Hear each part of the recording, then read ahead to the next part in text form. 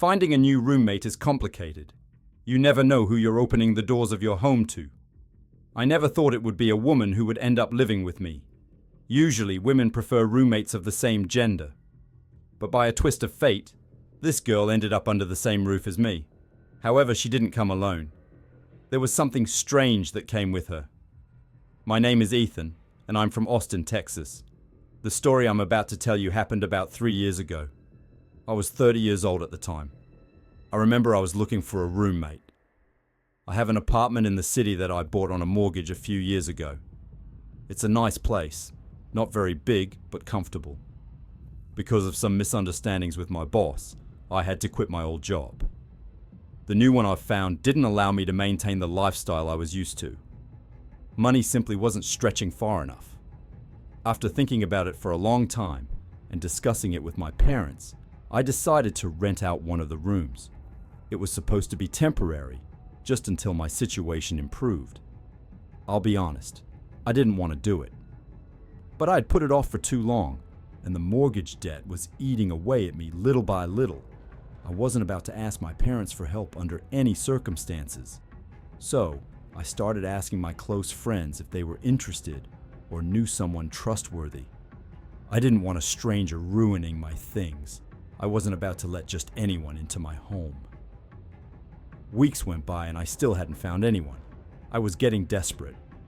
At first, I assumed it would have to be a man since there would only be 2 of us living there. And honestly, I didn't think a woman would want to share an apartment with a stranger. I remember the afternoon my mom called me. I was on the couch checking over some work documents I needed to send. She asked if I was still looking for someone to rent the room. I told her yes, but that I hadn't found anyone yet.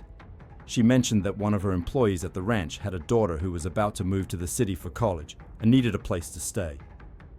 I immediately asked, "Does she know she'd be living with a guy?" My mom assured me that both the girl and her mother were fine with it. She added that the girl was quiet, responsible, and that she trusted me not to disrespect her. At first, I hesitated. I hadn't imagined myself living with a woman. "Mom, the rent isn't cheap. Are you sure they can afford it?" I asked. She said not to worry, that she would pay it herself if needed. That annoyed me. "I don't want your money," I almost shouted. She calmly explained that she cared a lot about her employee and her daughter and simply wanted to help. According to my mom, the girl was responsible, clean, and unlikely to cause any trouble. I told her to give me a few days to think about it because, honestly, I wasn't sure.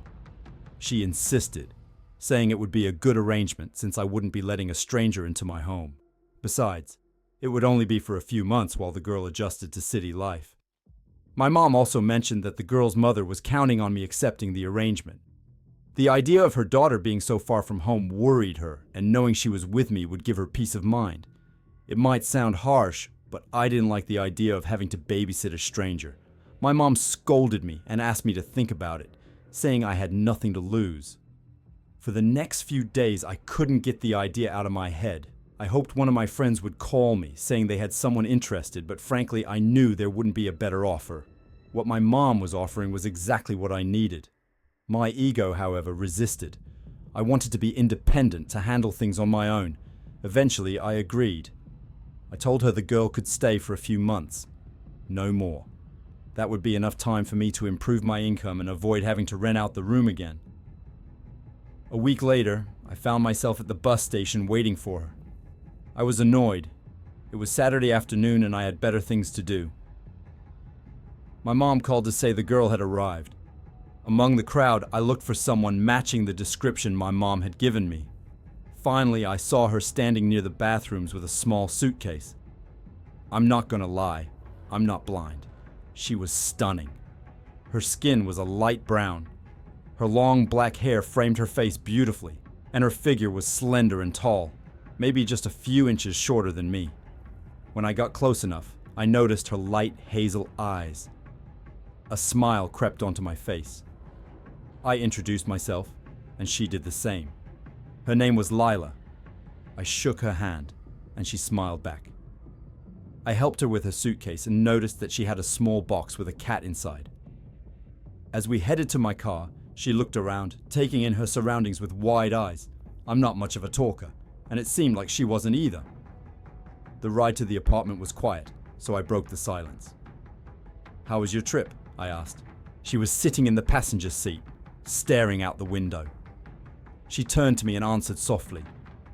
"It was fine. A bit long and tiring, but fine." Her voice was calm and, in a way, sweet. We started chatting. It was her second time in the city. The first was a few months ago when she came to take her college entrance exam. She had just turned 20. Since she didn't know the city, I decided to show her around a bit before heading to the apartment. She marveled at the sights, and I found it interesting how something so ordinary to me could be so new and exciting to her. I'd be lying if I said I didn't glance at her face now and then. There was something captivating about her. When we got to the apartment, I helped her settle in. She let her cat out of the box and explained that she brought him to help with the loneliness. Though I'm not a fan of pets, I told her it was fine and that I understood. I showed her around and explained the basics of how things worked. Slowly, she began to open up, telling me about her studies and how grateful she was to my family for helping her. That night, I suggested we take a walk around the city so she could explore more, but she said she was too tired from the trip and preferred to stay in. Since there wasn't much food at home, I ordered pizza. We didn't talk much after dinner. She went to her room and I stayed up thinking about how this arrangement would work. The next morning I decided to show her the route she'd need to take to get to her college. It was about an hour's walk, which wasn't too bad, but I also explained which buses she could take to save time. She seemed a little overwhelmed, but I assured her she'd get used to it in no time. Later in the afternoon, I asked if she'd like to come with me to the grocery store since there was barely anything at the apartment. She agreed. When we walked into the supermarket, she looked amazed.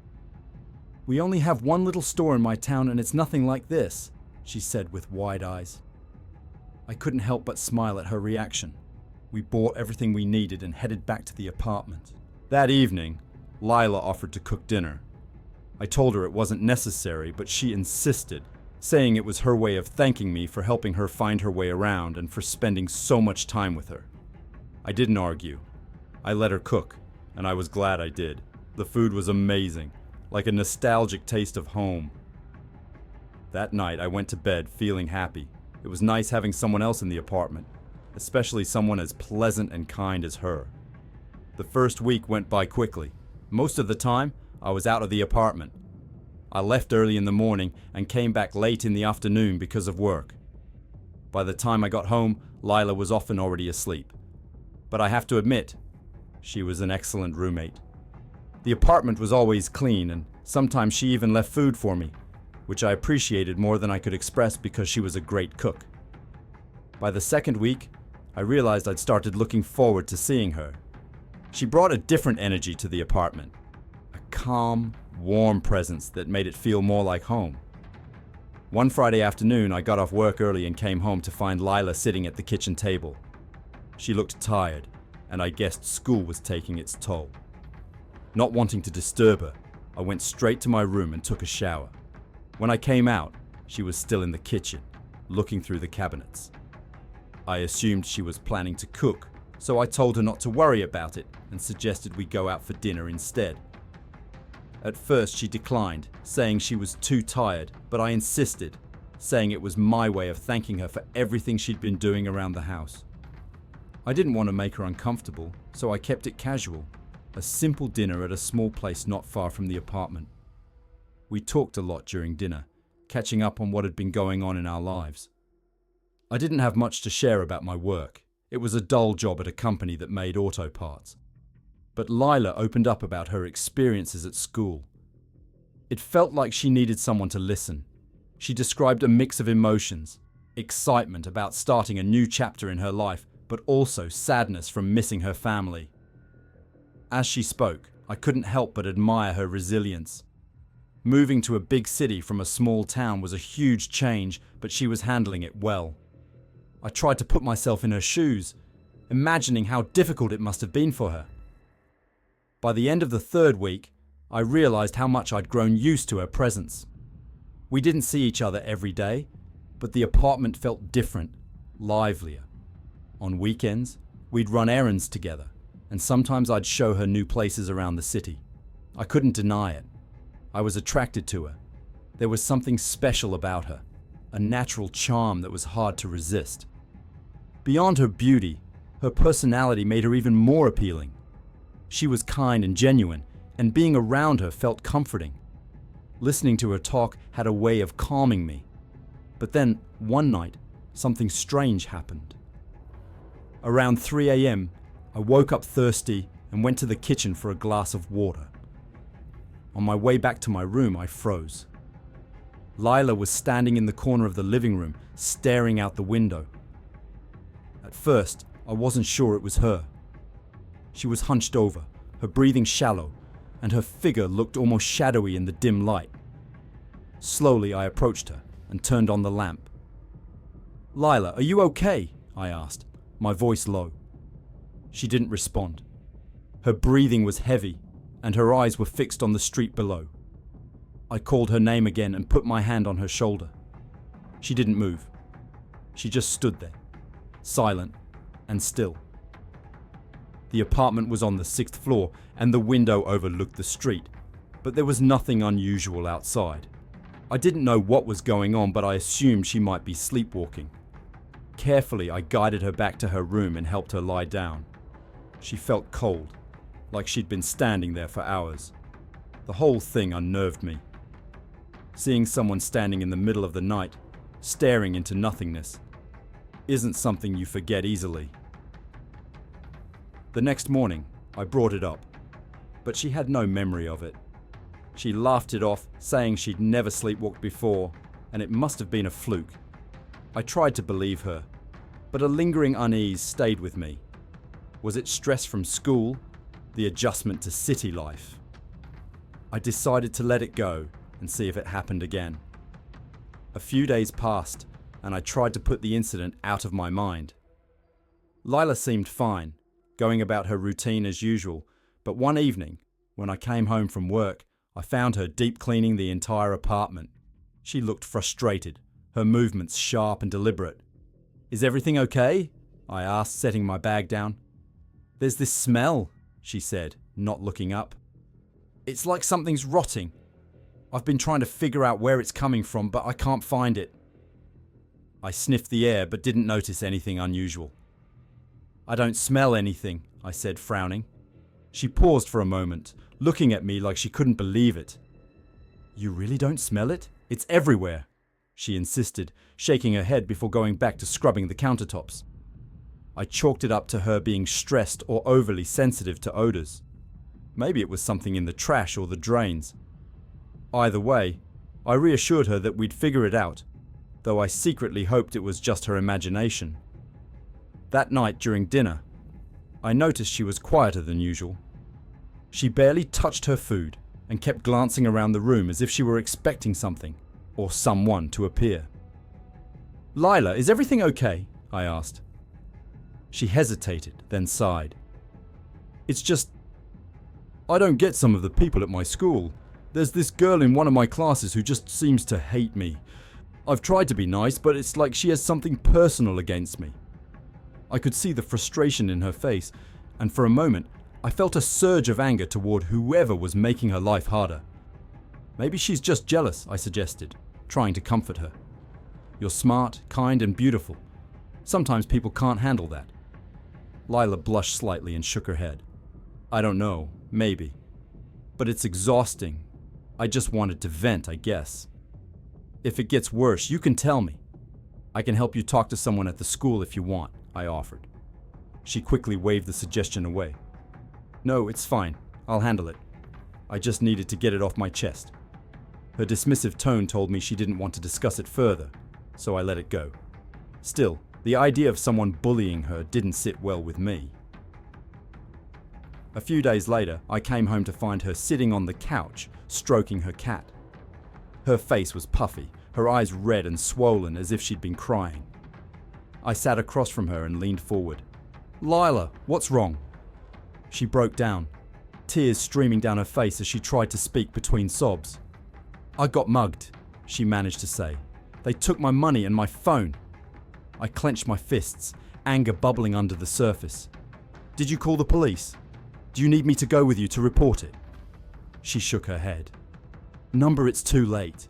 I don't even know what they look like. I don't want to be here anymore, Ethan. I want to go back home. I hate this city. I hate school. I feel so out of place here." She buried her face in her hands, and for the first time I felt helpless. I wanted to make everything better for her, to take away her pain, but I didn't know how. I reached out and gently took her hand, holding it between mine. "Lila, I know it's hard right now, but things will get better, I promise. You're strong, and you've come so far. Don't let this stop you." Her tear-filled eyes met mine, and for a moment I thought she might believe me, but the exhaustion and despair in her expression made it clear how much she was struggling. That night, I couldn't sleep, haunted by the thought of her leaving. The idea of her giving up and going back to her small town filled me with dread. I couldn't let her go, not after everything. A few nights later, I woke up again in the middle of the night. This time I heard faint sobbing outside my bedroom door. I got up, opened the door, and found Lila wandering the living room. She was completely naked, her arms crossed over her chest as if she were cold, and her body was hunched forward. "Lila!" I called softly, not wanting to startle her. She didn't respond. Instead, she murmured something under her breath, words I couldn't understand. I hesitated, unsure of what to do. The sight of her like that, vulnerable and lost, sent a chill down my spine. Gathering my courage, I approached her slowly and placed my hands on her shoulders. "Lila, let's get you back to bed," I said gently. She didn't resist as I guided her back to her room, though she continued to mutter incoherently. I helped her lie down, careful to avoid looking at her too closely, and pulled the blanket over her trembling body. Her cat jumped onto the bed and curled up beside her. I stayed in her room that night, sitting in a chair near the bed to make sure she was okay. When I finally fell asleep, the cat was still watching me with unblinking eyes. The next morning, she seemed embarrassed, but had no memory of what happened. I acted like nothing was out of the ordinary, not wanting to make her feel worse. But deep down, I was starting to worry. Something wasn't right, and I didn't know how to fix it. In the days that followed, I tried to shake the uneasy feeling that had settled in the apartment. Lila seemed a bit distant, though she claimed everything was fine. She still mentioned the smell occasionally, but I brushed it off, telling her it was probably nothing. Deep down, I wasn't sure what to believe. One night, I woke up to frantic knocking on my bedroom door. The sound jolted me awake, my heart racing. I jumped out of bed and opened the door to find Lila standing there, her face pale and her hands trembling. "There's someone in my room," she whispered, her voice shaky. Her words sent a chill down my spine. "Stay here," I said, grabbing a kitchen knife before heading toward her room. The door to her room was slightly ajar, and the light was on. I pushed it open cautiously, scanning every corner. There was no one there. The window was locked, and nothing seemed out of place. I checked the closet, under the bed, everywhere, nothing. Returning to the living room, I made sure the front door was still locked. It was. No signs of forced entry. Confused, I went back to Lila, who was sitting on the edge of my bed, hugging her knees. She looked up at me, her eyes wide with fear. "There's no one here," I said gently. "I checked everywhere." Her gaze dropped to the floor, and she shook her head. "I know what I saw. He was standing right next to my bed, Ethan. He was tall, and I couldn't see his face. He was just there." I wanted to reassure her, but her certainty made my stomach knot. "It's okay," I said softly. "You can stay here with me tonight if you want." She hesitated, her eyes searching mine for a moment before she nodded. "Thank you," she murmured. I didn't expect her to agree, but I quickly made space for her on the bed. She climbed in, curling up as close to me as possible. I wrapped an arm around her, trying to make her feel safe. Her body was tense at first, but after a while I felt her relax. She must have been exhausted because she fell asleep quickly. I, however, lay awake for hours, staring at the ceiling and wondering what she had seen, or thought she had seen. From that night on, Lila started sleeping in my room more often. At first, it was out of fear of being alone in her room, but over time, it became a habit. I didn't mind. In fact, I found comfort in her presence. Sleeping next to her felt natural, and I started looking forward to it. But her fear didn't fade completely. Some nights she would wake up suddenly, shaking or crying, saying she'd had nightmares. She told me they felt real, too real. In these dreams she was being watched, sometimes by shadowy figures, other times by something she couldn't describe. I tried my best to console her, holding her until she fell back asleep. One morning, as we sat together having coffee, she mentioned the cat. "I don't think he likes me," she said, lifting her arm to show me a faint scratch. "Every time I try to hold him, he hisses at me." I looked at the cat, who was perched on the windowsill, staring at her intently. "Maybe he just needs time to adjust," I suggested. But truthfully, the cat's behavior was odd. He never hissed at me, and he always seemed to be watching Lila, as if he didn't trust her.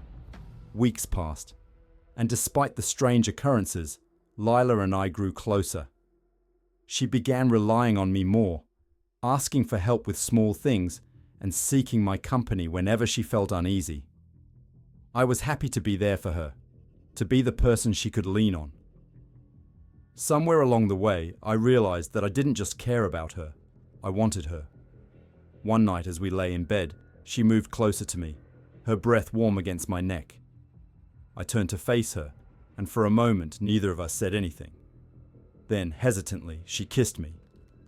That kiss quickly turned into something deeper, something more. It was as if all the tension between us, the fear, the comfort, the closeness, culminated in that moment. We gave into it completely, and afterward, as we lay tangled together, I couldn't help but smile. It felt perfect, like she was meant to be there with me. But deep down, I knew this wasn't just chance. I owed everything to the Santa Muerte. After that night, everything between Lila and me changed. We didn't talk about it directly, but there was an unspoken understanding that we had crossed a line, one neither of us seemed eager to retreat from. Her presence in my life now felt even more significant, and I couldn't imagine a day without her. But I couldn't shake the lingering thought that things hadn't unfolded naturally. I had prayed to the Santa Muerte for her to come closer to me, for her to see me the way I saw her, and now, here she was, mine. Part of me felt triumphant, but another part wondered if I'd gone too far. The more time I spent with Lila, the more my devotion to the Santa Muerte deepened. Every morning, I lit a white candle in the small room where I kept her statue. I whispered my gratitude, thanking her for bringing Lila into my life. I left offerings, fruit, flowers, even small pieces of jewelry.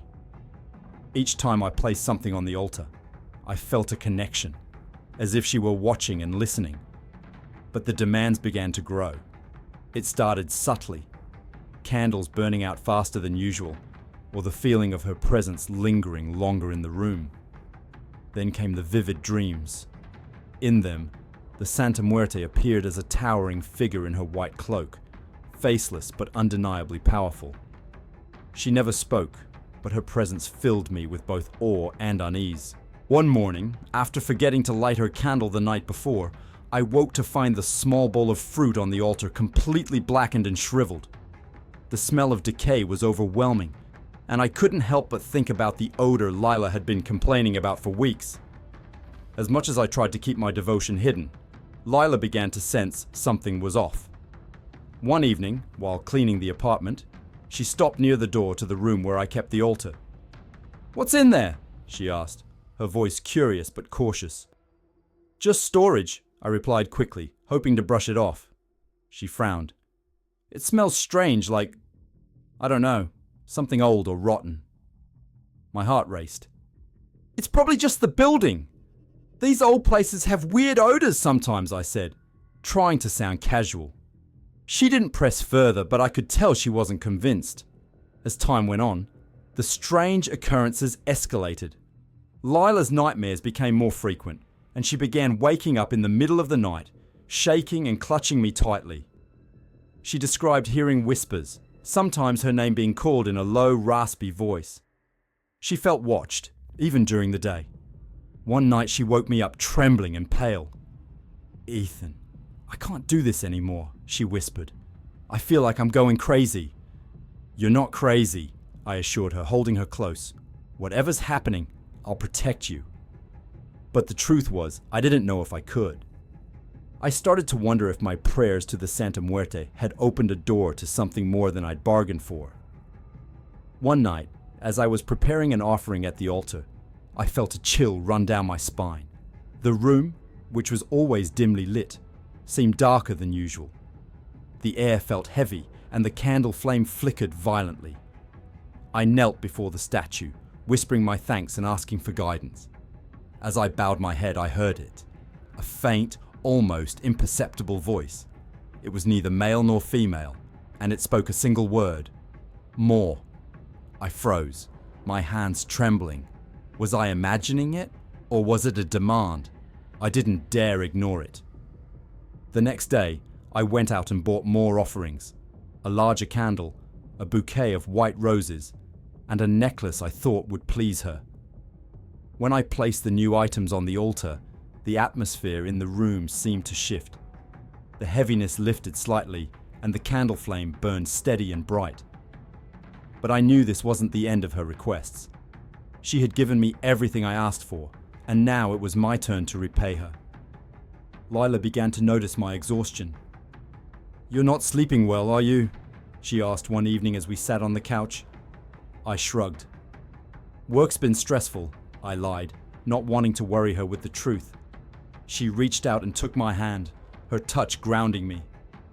"You've done so much for me, Ethan. I don't know how I'd get through this without you." Her words made my guilt deepen. I didn't deserve her gratitude, not when I had used supernatural means to bind her to me, but I couldn't stop. I loved her, and I wasn't willing to let her go, no matter the cost. One night, while we were lying in bed, Lila turned to me. "Ethan, do you ever feel like there's something here? Something we can't see?" Her question sent a chill through me. "What do you mean?" "I don't know," she said, frowning. "Sometimes it feels like there's a presence, like we're not alone." I wanted to tell her everything, to confess what I'd done and beg for her understanding. But I couldn't risk it. Instead, I pulled her close and kissed her forehead. "You're safe with me. Nothing will hurt you." Even as I said the words, I wasn't sure if they were true. The line between what I had asked for and what was now out of my control was blurring. I had wanted Lila to need me, to stay with me, and the Santa Muerte had granted that. But at what price? One night, about a week after Lila asked me if I felt we weren't alone, I woke up to the sound of heavy knocking on my bedroom door again. This time it wasn't frantic like before, it was slow and deliberate, each knock echoing through the apartment. My heart raced as I got up, grabbing the knife I kept in the nightstand. "Lila?" I called out softly, but there was no answer. When I opened the door, no one was there. I quickly checked her room, but it was empty. The door to the apartment was still locked, and the windows were all secure. Confused, I returned to my bedroom to find Lila sitting on the bed, trembling. "Where were you?" I asked, trying to keep my voice steady. I don't know," she stammered, tears welling up in her eyes. "I woke up in the living room. I don't remember how I got there." I sat beside her, wrapping my arms around her as she sobbed. Her body shook against mine, and I felt helpless. "It's okay," I whispered. "You're safe now." That night, I didn't sleep at all. I held her close, watching the shadows in the room stretch and shift in the flickering light of the street lamps outside. I couldn't shake the feeling that something was watching us. The next morning, Lila was unusually quiet. She avoided my gaze and spent most of the day in her room.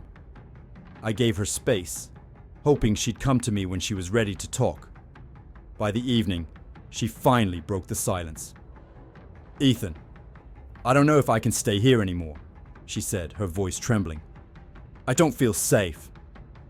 Her words hit me like a punch to the gut. "What do you mean? You're safe with me." "It's not you," she said quickly. "It's this place. I don't know how to explain it, but something isn't right. I feel like I'm being watched, like there's something here." I wanted to tell her she was imagining things, but deep down, I knew she wasn't. The Santa Muerte had given me what I wanted, but I hadn't anticipated the ripple effects of my devotion.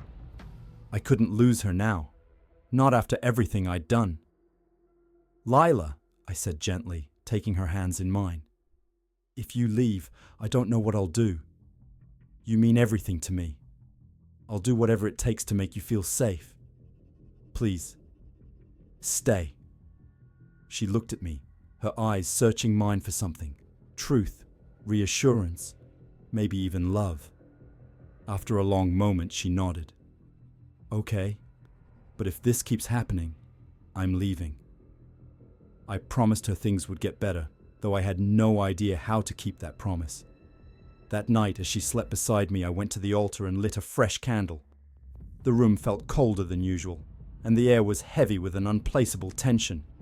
Kneeling before the statue, I whispered, "Please, I've given you everything you've asked for. Protect her. Keep her here. Don't take her from me." The candle flickered violently, and for a moment I thought it would go out. Then the flame steadied, burning brighter than before. I took it as a sign that my plea had been heard. But as I stood to leave the room, I heard it again. That faint, chilling voice. More. In the weeks that followed, Lila seemed calmer.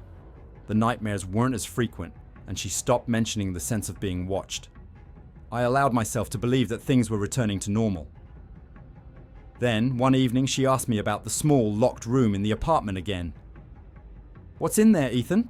she asked, her tone curious but firm. I froze, unsure of what to say. "It's just storage," I lied again. "Why is it locked then?" she pressed. "And why does it smell so strange?" My heart pounded in my chest. "It's nothing, Lila. Just some old stuff I don't use anymore." She didn't look convinced, but she let it go, at least for the moment. I knew it was only a matter of time before her curiosity got the better of her. I needed to figure out how to handle it before she found out the truth. One night, around 3 a.m., I woke up to a strange sound coming from the altar room. It was a low, rhythmic tapping, like someone lightly knocking on the door from the inside. My stomach churned as I got out of bed and approached the door. "Ethan?" Lila's voice called softly from behind me. I turned to see her standing in the hallway, her face pale and her eyes wide. "What's that noise?" "I don't know," I lied. "Go back to bed. I'll check it out." She hesitated, but eventually nodded and retreated to the bedroom. Taking a deep breath, I unlocked the door and stepped inside. The air was freezing, and the candle on the altar was burning brighter than I had ever seen. The statue seemed different, almost alive. Shadows danced across its surface, and the empty eye sockets seemed to stare directly at me. I knelt before the altar, my hands trembling. "What do you want?" I whispered. The tapping stopped, and the room fell silent. Then I heard the voice again, louder this time, reverberating in my mind. "More!" The voice's demand echoed in my mind, chilling me to the bone. I stared at the Santa Muerte statue, trying to steady my breathing. "More what?" I whispered, my voice barely audible. But there was no response, only the flicker of the candle casting shadows that seemed to move on their own. I left the room, locking the door behind me. Lila was still awake, sitting on the edge of the bed. She looked at me, her face a mix of concern and fear. "What was that, Ethan?" she asked. "Just the wind," I lied, forcing a weak smile. The building creaks sometimes. You know how it is. She didn't look convinced, but she didn't push further. I climbed into bed beside her, but sleep didn't come easily. I couldn't stop thinking about the voice, its demand for more and what it might mean. The next morning, I bought new offerings for the altar.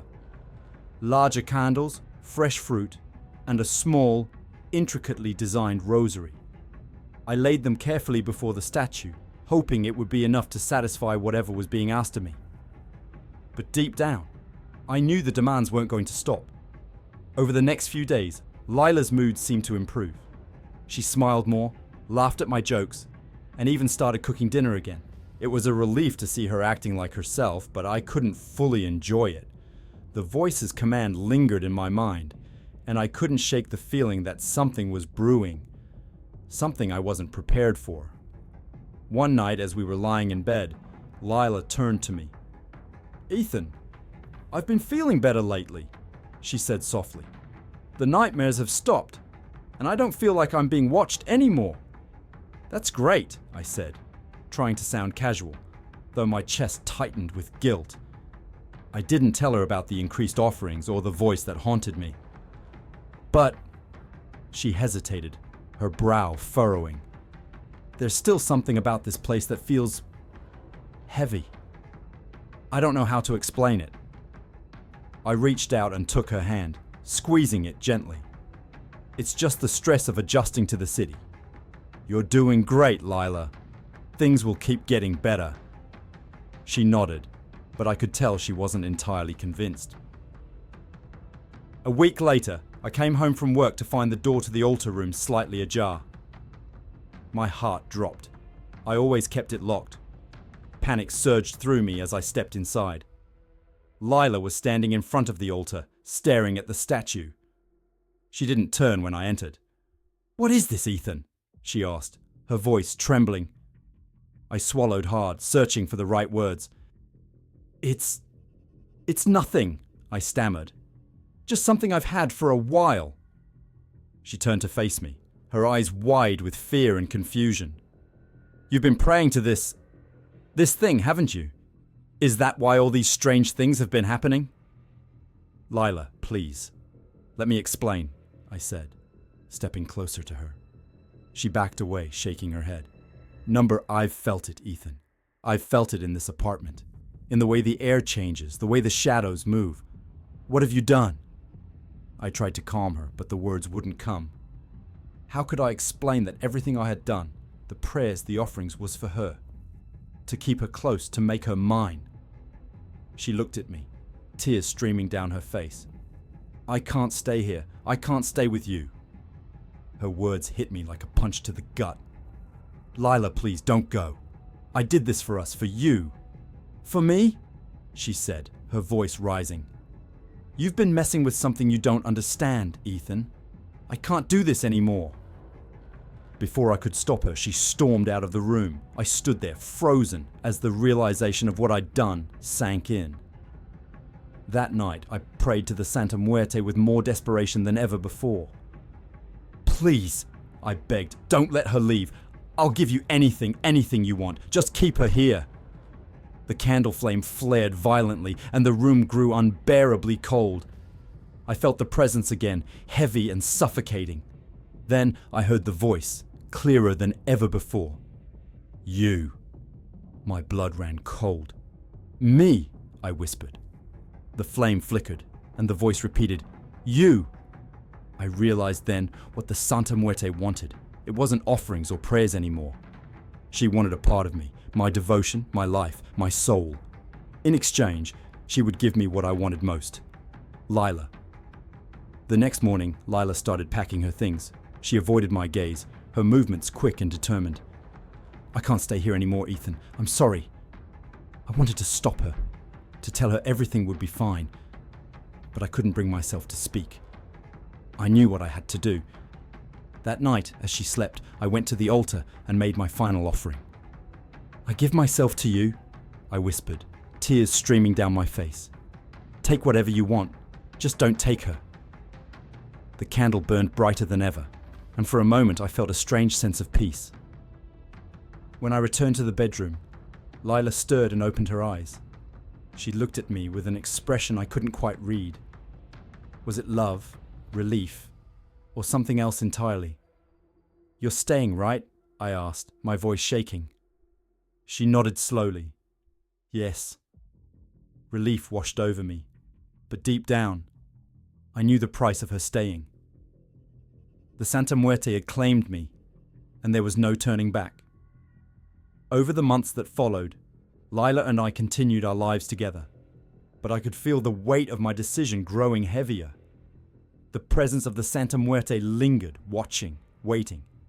I didn't know what she would take or when, but I knew she would come for her due. And now, every time I look at Lila and our son Sebastian, I wonder how long I have before the Santa Muerte decides it's time to collect. Months passed, and life with Lila and Sebastian seemed to settle into a rhythm. Lila had decided to stay, and while everything appeared normal on the surface, I knew something fundamental had changed. The Santa Muerte wasn't satisfied. Her presence lingered in the apartment, and when I failed to offer the proper candles, prayers, or gifts, I felt her displeasure. At first, the consequences were subtle, an uneasy feeling, a sense of being watched. But as time went on, they became harder to ignore. Appliances broke inexplicably, my car wouldn't start, or I'd have inexplicable arguments with Lila over the smallest things. I knew these were warnings, reminders of my debt. Lila never asked again about the locked room or the altar, but there were moments when I caught her watching me, her eyes searching mine, as if she sensed there was something I wasn't telling her. I was relieved she didn't press further. The truth would only terrify her, and I couldn't risk losing her. One night, as I was putting Sebastian to bed, I noticed him staring intently at a corner of the room. His tiny eyes were wide, unblinking, as if he were watching something I couldn't see. "What is it, buddy?" I asked softly, following his gaze. But there was nothing there, just shadows stretching across the wall. Sebastian didn't answer, of course. He was too young to speak, but his little hand reached out toward the corner, fingers grasping at empty air. A chill ran down my spine, but I forced myself to smile, brushing it off as childish curiosity. "Time for bed," I said, tucking him in and kissing his forehead. But as I turned to leave, I could have sworn I heard a faint whisper. Not Sebastian's voice, but something else entirely. I froze, my heart pounding, but the room was silent. Shaking it off, I left, closing the door behind me. That night, I prayed harder than ever to the Santa Muerte. "Please," I whispered, kneeling before the altar, "protect my family. Don't let anything happen to them." The candle's flame flickered violently, and I felt the familiar weight of her presence in the room. But there was no response, no sign of reassurance, only silence. Over the weeks that followed, Lila began to complain about the smell again. "Ethan, it's getting worse," she said one evening, wrinkling her nose. "It's like something's rotting. How can you not smell it?" "I'll check the drains," I lied, trying to calm her. But I knew the source wasn't the pipes or the trash. It was the altar. The offerings I left, the fruit, flowers, even the candles, decayed faster than they should have, blackening and shriveling within hours.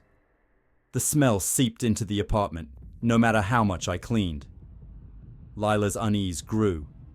She avoided the hallway where the altar room was located, and her mood became increasingly volatile. Some days she seemed fine, almost happy. Other days she was distant, snapping at me over minor things. I knew the Santa Muerte's influence was spreading, but I didn't know how to stop it. One night, I woke to find Lila sitting on the edge of the bed, staring at the wall. Her back was to me and her shoulders were trembling. "Lila," I called softly, sitting up. She didn't respond. I got up and walked over to her, gently touching her shoulder. "Are you okay?" She turned to me, her face pale and her eyes wide with fear. "She's here," she whispered. "I can feel her." A chill ran through me. "Who?" I asked, though I already knew the answer. The woman in white, Lila said, her voice trembling. I've seen her in my dreams, Ethan. She's always watching me, watching us. My stomach dropped. I tried to reassure her, to tell her it was just her imagination, but she shook her head.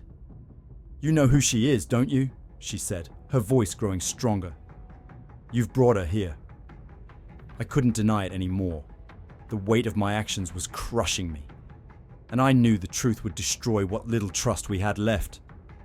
But before I could speak, Sebastian's cries pierced the silence. Lila jumped up and ran to his room, and I followed close behind. When we entered, the air felt heavy, suffocating. Sebastian was standing in his crib, his little arms outstretched toward the same corner he had stared at weeks ago. Lila froze, her hand flying to her mouth. Ethan, she whispered, her voice trembling. What's happening? I didn't have an answer. All I could do was pick up Sebastian and hold him close, murmuring words of comfort. Lila stood there, her eyes darting around the room as if expecting something to emerge from the shadows. That night, I stayed awake, holding Lila and Sebastian close. I knew the Santa Muerte was claiming her place in our lives, and there was nothing I could do to stop her. She wasn't just an unseen presence anymore. She was part of our family.